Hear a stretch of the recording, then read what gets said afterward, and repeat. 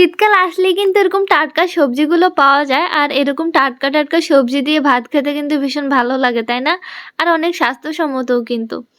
আসসালামু আলাইকুম, আমি ঐশী চলে এলাম তোমাদের জন্য আরেকটা নতুন ভিডিও নিয়ে। ভিডিওটা কে কোথা থেকে দেখছো একটু কমেন্ট করে জানিয়ে দিও। আমার ফেসবুক পেজ থেকে দেখে থাকলে পেজটা লাইক করে দিও, ইউটিউব চ্যানেল থেকে দেখে থাকলে চ্যানেলটা সাবস্ক্রাইব করে দিও। পেজের নাম ঐশীস ব্লগ, ইউটিউব চ্যানেলের নাম ঐশী ভুঁইয়ান। তো আজকের ভিডিওটা কিন্তু আমি আগের দিন বিকেল থেকেই শুরু করে দিয়েছি, কারণ পরের দিন হচ্ছে শাক রান্না করা হবে। সেজন্য আগের দিনই সুন্দর মতো কেটে রেখেছিলাম আর কি। সবাই মিলে বিকেলে গল্প করা হয়েছে আর শাকও কাটা হয়েছে আর কি, যার কারণে পরের দিন সকালে আর ঝামেলা কম হবে। সকালবেলা কিন্তু অনেক বেশি কাজের চাপ থাকে সবারই। সকালবেলা দেখা গেছে যে ঘর গোছানো লাগে, তারপর রান্না বান্না জোগাড় করা লাগে। তো শাক যখন রান্না করা হবে না, তো আগের দিন যদি কেটে রাখা যায় তাহলে পরের দিন দেখা গেছে যে ঝটফট রান্না করে ফেলা যায়। তো পরের দিন সকালে আমি যখন বারান্দায় আসলাম দেখলাম যে আমার অ্যালোভেরা গাছগুলো একদম শুকিয়ে কাঠের মতো হয়ে গেছে, মাটিগুলো আর কি। তো পরে আমি এখানে পানি দিয়ে দিচ্ছিলাম। আমার যে বারান্দার মধ্যে দুইটা জীবন্ত গাছ আছে, আমি এটা ভুলেই গিয়েছিলাম। প্রায় সময় বারান্দার মধ্যে আসলে আমার চোখ পড়ে যে গাছগুলোর মধ্যে পানি দিতে হবে। পরে দেখা যাচ্ছে যে বিকালে দিব, সকালে দিব, এগুলো করে করে আর দেওয়া হয় না। পরে ভাবলাম যে না, আজকে দিয়েই দিই, কারণ গাছগুলোর অবস্থা একদমই খারাপ হয়ে গিয়েছে। তাই আমি নিজে নাস্তা করার আগে তাদেরকে নাস্তা দিয়ে দিলাম আর কি।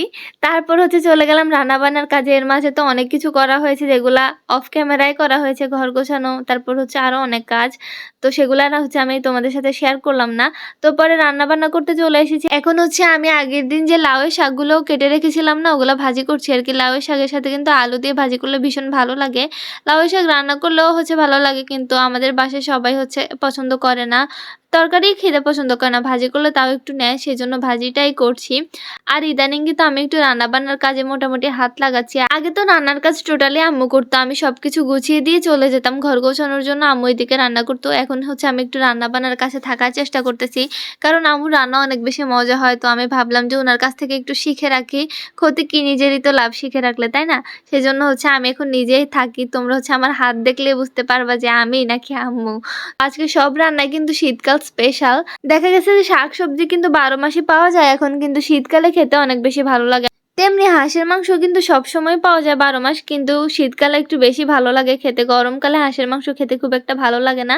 আমি হাঁসের মাংস রেসিপি ওনার একটা ভিডিওতে একদম ডিটেলসে বলে দিয়েছিলাম, সেজন্য আজকে আর বললাম না। আজকের ভিডিওটা তোমাদের সাথে গল্প করতে করতে কাটিয়ে দিলাম।